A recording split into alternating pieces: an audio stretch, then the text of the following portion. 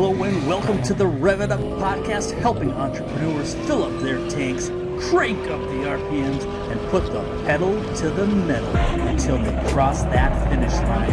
Hello, I'm Jess Tiffany. Ready, set, go.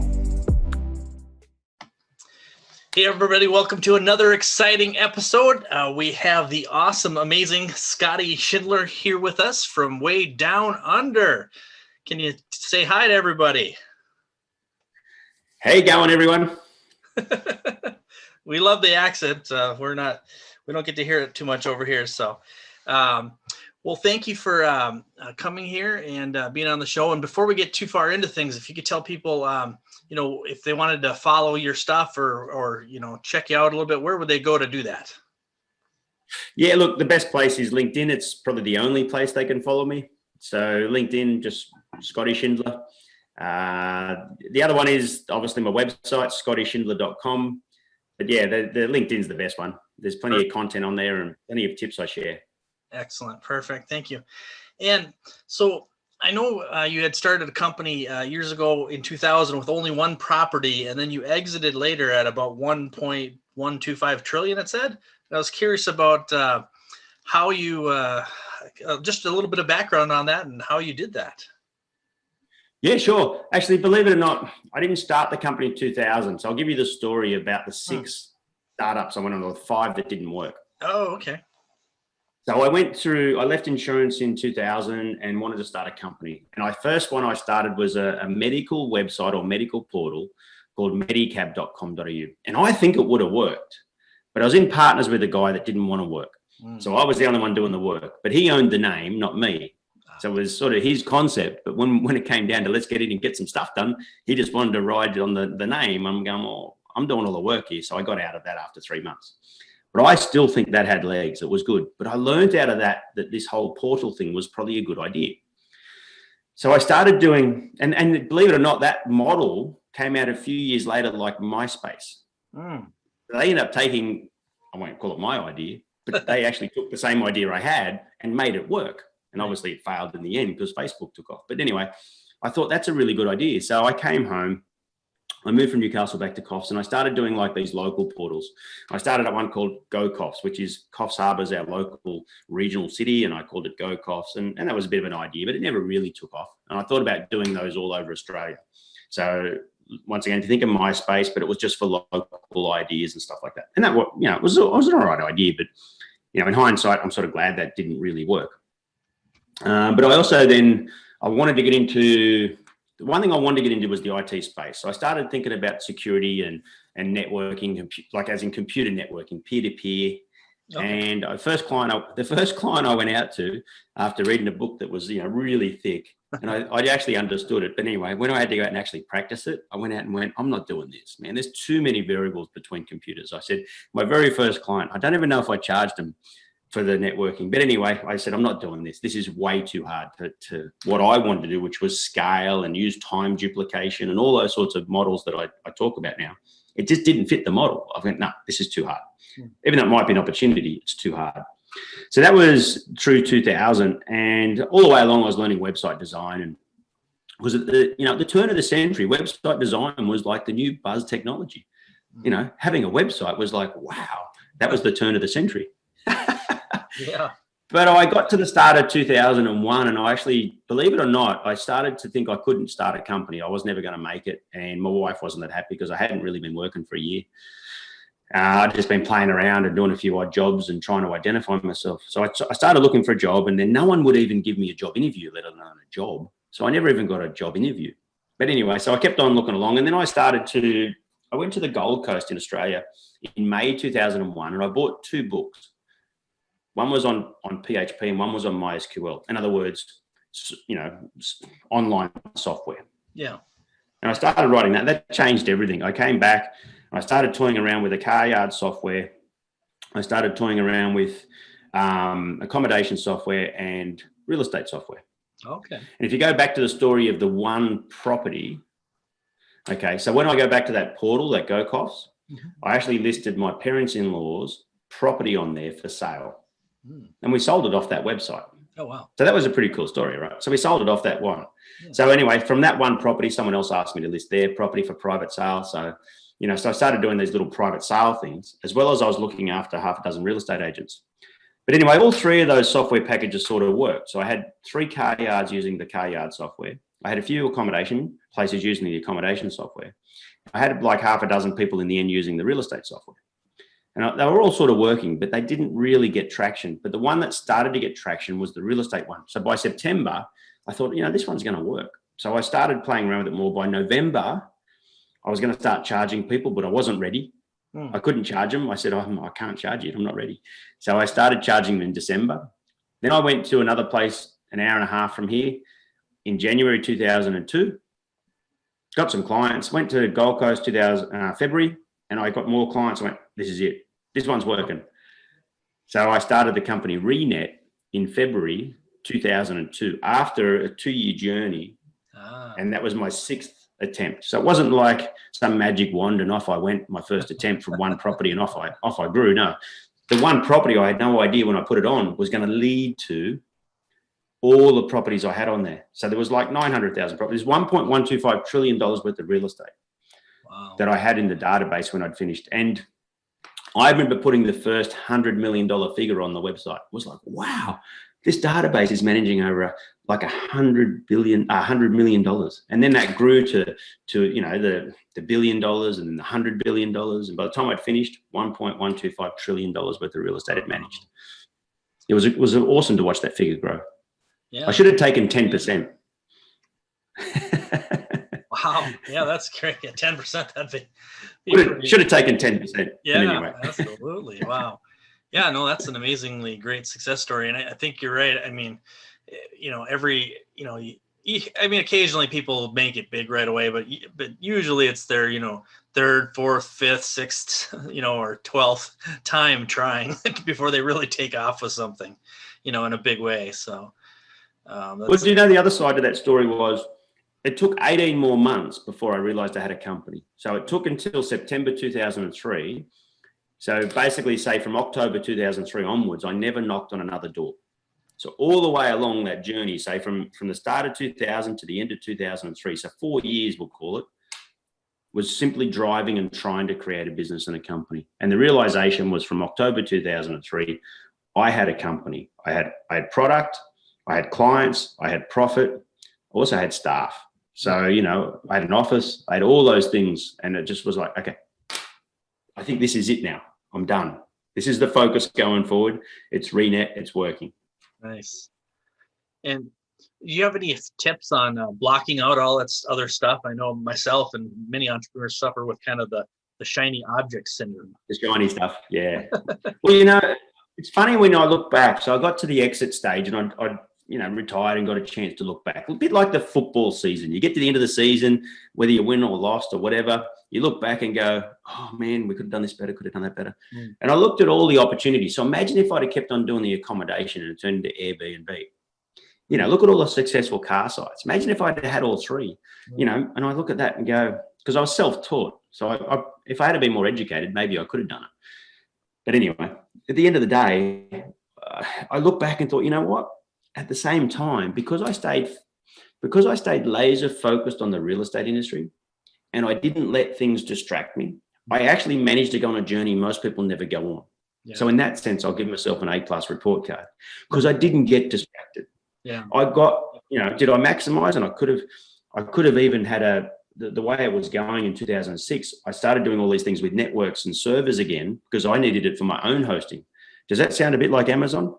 With Amazon Web Services? Yeah. I had that business going, but believe it or not. And then I had a fallout with that partner. Long story short was, and I tried to get a friend in who was way better. And he didn't have the courage to leave his job and do this web service stuff. Look, I need it. Let's do it and let's make it for everybody. But he works for the national companies right high up. He's on big money. Just didn't have the courage to leave his job. And now I look at Amazon Web Services and go, man, that could have been another opportunity. I was only thinking small at the time. But anyway, the long story short is I look back and thought, but I was also so lucky that all these things didn't happen because I got to stay focused. Yeah. And I got to go on that journey of entrepreneurial journey and actually stay focused on what I've got and only what I've got and not let the opportunities on the side distract or dilute what I actually had in my hands. So in the end, I still think it was good. As much as I could have been, I also could have been the jack of all trades, master of none. Right. That is a risk that that can happen a lot of times. So I saw plenty of technology companies go that way. I did. Yeah. And so you're a surfer. I see the surfboards in the background there. And so is there any parallels between surfing and your business career? Well, I don't know what made which one work, whether it was surfing helped me with business or business helped me with surfing. So I wanted to be a professional surfer as a kid, but because I came from a poor background, I had no money to travel and compete. So I couldn't even qualify, let alone compete. So then I decided I wanted to get in and work, and then I sold insurance for 10 years. Then I decided to get back into surfing. And what I'd learned with business was all the goal setting and the focus and determination about achieving what I wanted to achieve. So when it came to sport, you know, it was actually a whole new fresh outlet again to actually start competing again, but with new mindset knowledge, with that ability to be able to go, well, I've got a competition coming up. I need to train. I need to focus. I need to be committed. I need to do all those things like I do in business. Yeah. And then when I do that in business, sport it just became part of my DNA. In other words, I could do it. I need to focus on opportunity coming up. I need to focus on a competition coming up. So I'm not sure which one made which one work. Okay. But I can tell you that winning in business is like winning in sport, and winning in sport is like winning in business. All right. Well, what you were saying made me think of goals. And I was going to ask you if you write your goals down, but now I'm looking at your whiteboard, and I'm pretty sure it says sideways, but I think it says goals right there. Am I right? It does, right there. I'm massive on goal setting. It's been part of my DNA forever. So when I left home and started working for an American insurance company, the first thing they did was get us to set goals. In the end, it was a little bit micromanagement. So you'd actually set goals, you know, basically by the hour almost, as well as your bigger term goals. You know, but I'm very big on, you know, having that big long, you know, call it bucket list for the life, right back into 10 years, right back into years, months, days, and really getting into your action-based goals. So I've been doing a few workshops on goal setting and helping people out, and just helping people clarify, because it's not in everyone's DNA, and I took it for granted. And then people started asking me, can you help me with setting goals? I said, yeah, sure, I can help you, because it's been part of my DNA. Hey everybody, Jess here.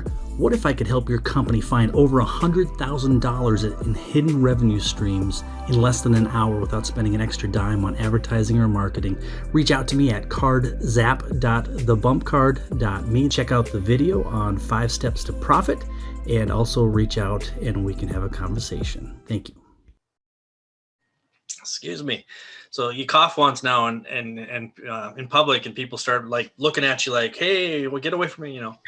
It's kind of scary out there, but anyway, when I talk too much, I definitely have to cough occasionally. So when you were building your business and kind of getting momentum and things like that, was there a couple of things that you were able to kind of clarify and really focus on to get the kind of the revenue starting to move? Well, yeah. So one of the things that made Renet work, and probably would have made any of them work, but the one thing that made Renet work was my ability to be able to go out and talk to people, have a constructive conversation, get a yes answer, walk out with a check and a client. Wow. That was what made the biggest difference. I'm not going to say it's a forgotten trade, but I don't think people do that anymore. They don't prospect as much as they used to. They put a few social media posts out and think that's prospecting, and it's not. So, prospecting is going out and talking to people. So one of the things, I've always been asked, my son or daughter wants to get into IT. What do you think they should do? And I go, learn sales, learn how to go out and sell. Because I was not the smartest programmer. Way smarter programmers than me out there that have got no business because they can't get clients. They can't get that traction. And that's okay. They need to hire a salesperson. They need to hire that person. They need to fill that void. For me, it was the opposite. So I could go out and have a conversation, sell what I had, no problems at all, or even deliver what they asked for, go back and write that code. And that was actually one of the unique things about Renet the whole way along. So as I grew and the reputation got stronger, the clients just got bigger. So in other words, I'd go into a corporation and they would be saying, they would ask me a question, Scott, if I spend $100,000, they wouldn't ask it this way, but let's give the analogy. If I spend $100,000 with you, can you deliver it? And I'm sitting there going, well, not only am I the CEO, I'm also the person who wrote the software in the beginning. So I can tell you whether things take a day or a week or a month. Gotcha. With authority. Yeah. So, and that was actually one of the unique things in the industry. I wasn't dealing with a salesperson. They weren't dealing with a salesperson or anyone else, right? So I had salespeople look after the day-to-day small accounts now. But when it got to the big accounts, that same principle was there. Mm-hmm. So being able to have that conversation and close a deal and walk out with a client, not a sale, a client, there's a difference, was one of the secret sources. So learning how to do sales and have that conversation in a constructive way was, I think, the biggest secret sauce. Yeah, that's powerful. My background is sort of similar. I when I was like, I don't remember how old, like 10 or 8 or something, I conned the pastor's wife to let me walk around selling Avon products because she sold them. And so a little kid holding a pink bag, and these grandmas would just give you money, It was, but it's kind of what got me started. And then I started, I sold stuff in Boy Scouts for fundraisers, and then I started selling cars. And then I started, I just kind of kept selling and selling. And then for some reason I ended up in IT for a while too. And the people skills and being able to talk to people is really what helped me, succeed there so much and move up the ranks, because a lot of the people were, they wanted to hide in their cubicle and not talk to anybody. And I was, I talked to people and I learned the skill, so it's kind of it made a powerful combination. So. Yeah, 100%.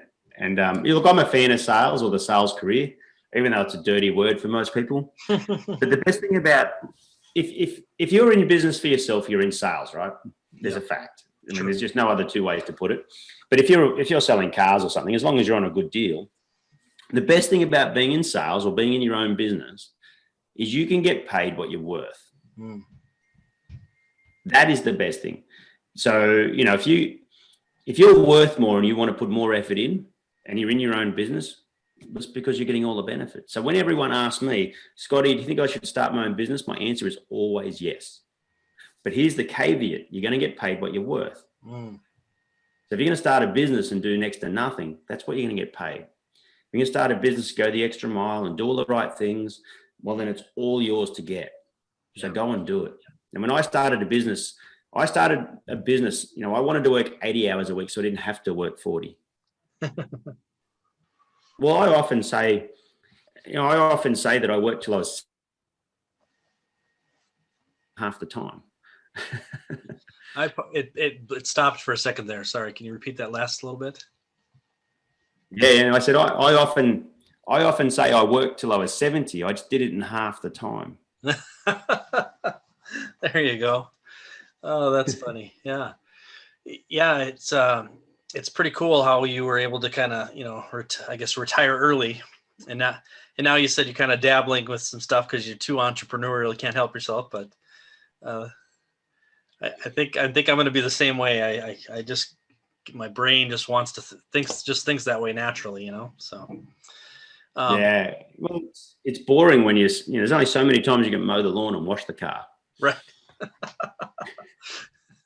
Oh, that's what we got kids for right now, or I do anyway. So, but anyway, yeah. So, what kind of goals have you set for your new ventures that you're doing? Because you had some educational stuff and some other things you had going on right now. Yeah, well, this year I put together System 1357. So a lot of people for the last 2 years wanted to know, oh, hey, Scotty, what did you do?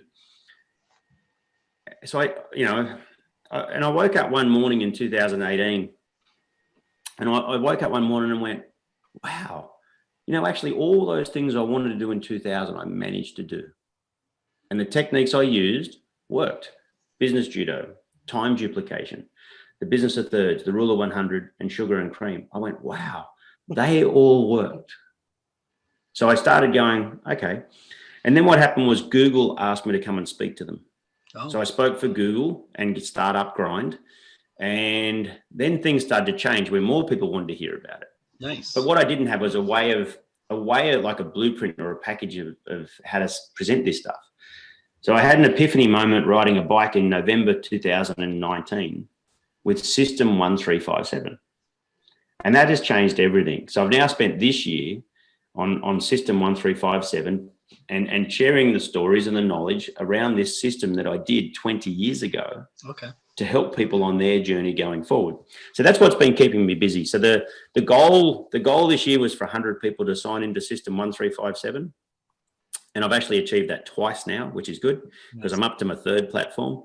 And the goal for next year is, it's still only small. It's 1,000 people, but I'd like to be surrounded by 100 partners that are, part of the system, and they're facilitators, trainers, coaches, and they're teaching the system. And the goal for the start of 2022 is actually have some certified coaches in System 1357 around the world. So I'm not sure what that would be. Maybe, I don't know, if I said 10% of the 100.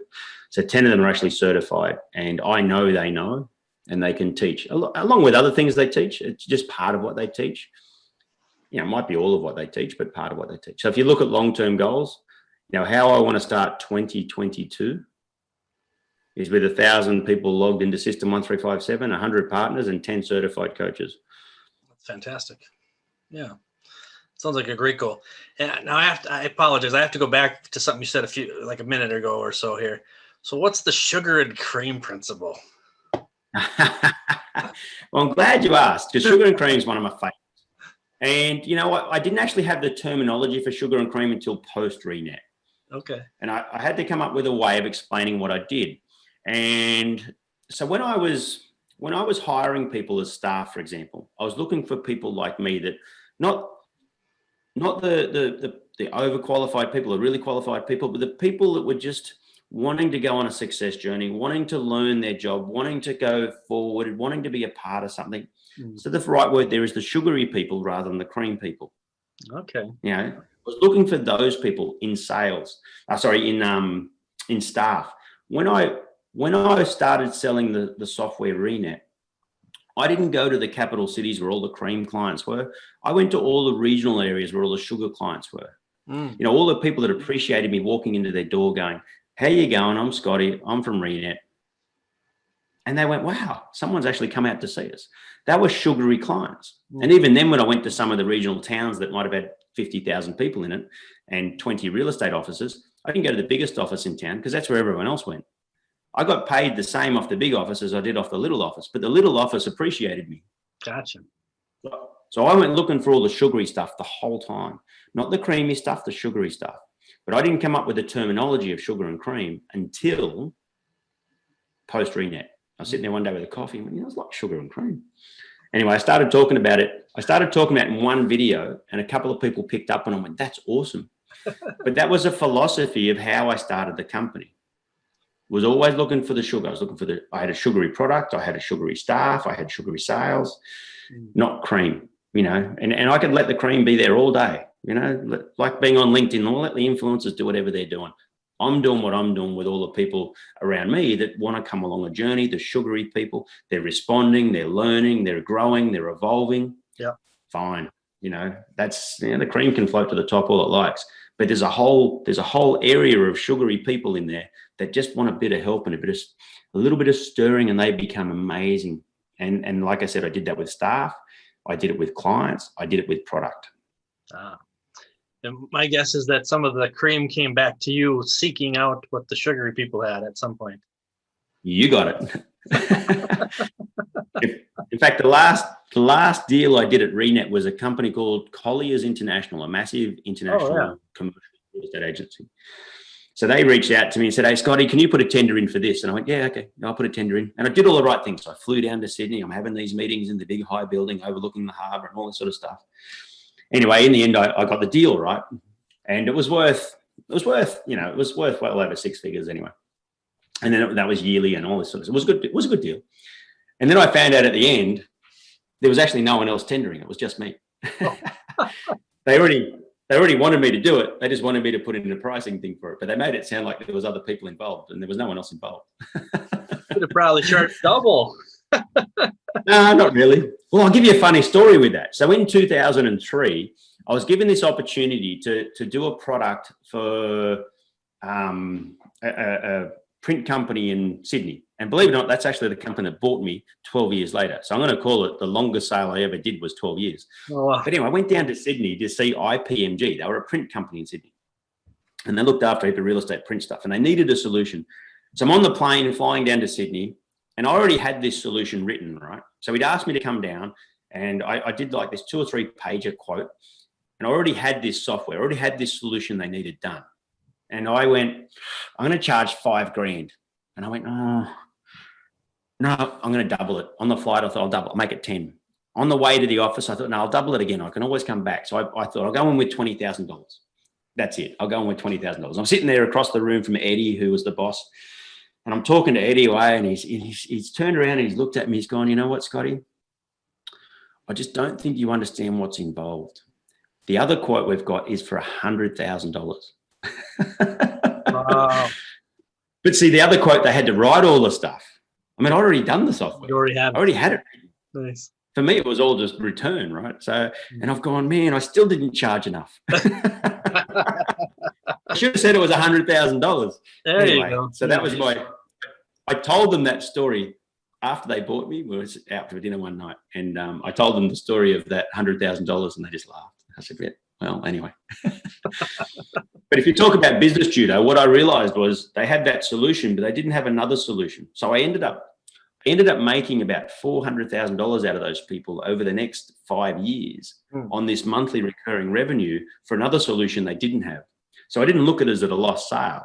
I went, fine, but what about this? And they bought that, and I went, sweet, job's done. Great. Yeah. So imagine if I had got the $100,000 deal, I would have lost all that other money, or potentially got both. I don't really know. But anyway, the long story short was I went down to Sydney and I just didn't charge them enough. Yeah. Wow.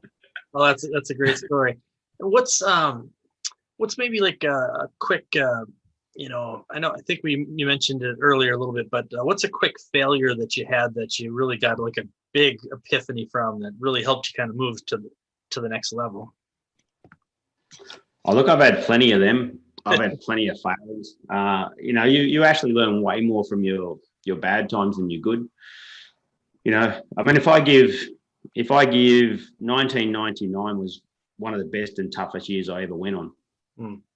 As an example, that was a year where I was working for a narcissist, and they were giving me a hard time. Same company for 10 years, but they were just giving me a hard time, and they just made me feel terrible. I actually left for 3 months and started another job, and then went back to that job because I made more money in selling insurance than I did selling those window fittings. But anyway, so I went back to selling insurance, and they just gave me a hell time. But what that meant was I started going, you know what? It's time for me to do my own thing. It's time for me to have a go. So I gave myself a 10-year goal of starting a business, just to be in business. And I just wanted to be in IT in business. And that was all my goal was. Not to have the big company I had, just to be in business. And so that's what I did. At the start of 2000, I left that job and said, well, that's it. I'm going to start a business. But it all came because of all the problems and all the bad times I was having, how people would, I became a square peg in a round hole in the insurance business. I just didn't fit into them culturally or anything. I don't know what happened, but anyway, I can tell you what did happen. They started importing all these bosses from England and the UK to run the place. And for some reason, I just didn't get along with the Scottish and the Poms and just different mindsets. Yeah. So that was it. It was time to go. But if I had stayed, I mean, I would not have had the same journey. I'm so glad they gave me a hard time and made me go, that's it. Same as the job. So let's go. I didn't get a job. I'm so glad I didn't even get a job because I wouldn't have read those books on programming, and I wouldn't have started writing software, and I never would have went on that journey. So all the bad things that have ever happened to me have always turned around and turned into something good. I'm not sure who said it, but one of the quotes I live by is every disadvantage has the seed of equivalent or greater advantage. Yep. It's in a book. I read it, but I can't remember which one. I think it's Napoleon Hill, but it's not important who said it. But here's the caveat, right? You have to be able to find that seed yourself. You have to be open-minded and be ready for that seed to turn up. Yeah. So you can't just go through life going, oh yeah, but it'll come. No. You've still got to be that proactive person, to be that magnetic or that pull effect on the good things to come to you. or else it's not going to come. You can't just go, oh, it's just going to happen. I'm going to get lucky. No, it's not. You've got to make your own luck, so. Yeah. And so we're almost done here, but because we gotta get going here. But we're both big on LinkedIn, so we do a lot on LinkedIn. Is there like a success that you've had that's kind of just been really maybe unexpected or exciting that's happened to you through LinkedIn? I think all of LinkedIn has been quite fascinating, to tell you the truth. But here's what I like about LinkedIn. So, LinkedIn is full of all the people in the middle, like the sugary people. Yeah. That's what I like about LinkedIn. It's not the people not wanting to have a go, or, just down there. They're not the super rich people, unless they got some marketing person doing all their stuff. It's the active people on LinkedIn are all the sugary people like me. All the people want to have a go, want to be motivated, want to be inspired, want to do business. And that's what I like about the active people on LinkedIn. So there are a couple of influencers on there, don't get me wrong, but I'm not really interested in them. I'm interested in all the people out there having a go and going on that journey. The Instagram stars, that's fine, and it's just not the space. So I think LinkedIn in itself has been a massive, I can only measure everything that's happening now with System 1357 or getting to talk for Google. All that stuff was simply because of LinkedIn. I'm not trying to preach LinkedIn. I'm just saying, it can be a time waster too. So you've got to be careful that your investments, you got to have a strategy and a proper intent, or your intentions have got to be in line with what your goals are, or else you'll just chew through all your time. Yeah. But it's certainly an audience of responsive people who want to learn and want to achieve. Yeah. Yeah. I've definitely found the same thing there. So fantastic. Well, I want to thank you again, Scotty. This has been a really good conversation. And if you could just remind them really quick again where to find you, and maybe give them a short synopsis of how they get in touch with you to do your system with the training system. Yeah, well, System 1357, it's obviously www.system1357.com. And that's where I put all those things that I've learned into a series of videos that you can go and watch. And the objective there is so you can work smarter rather than harder. And it's been a motto of mine. And in there, I'll share lots of things with you, and it actually doesn't cost you anything. So rather than waiting for me to post something motivational on LinkedIn, you can go there right now and you can watch as much as you like. There's over 10 hours of videos in there, 200 and something videos. There's workshops, replays. There's all sorts of things in there for you to get knowledge out of. That's great. Well, thank you again. And for everybody listening, thanks so much. I really appreciate you. Please like, subscribe, share, and review.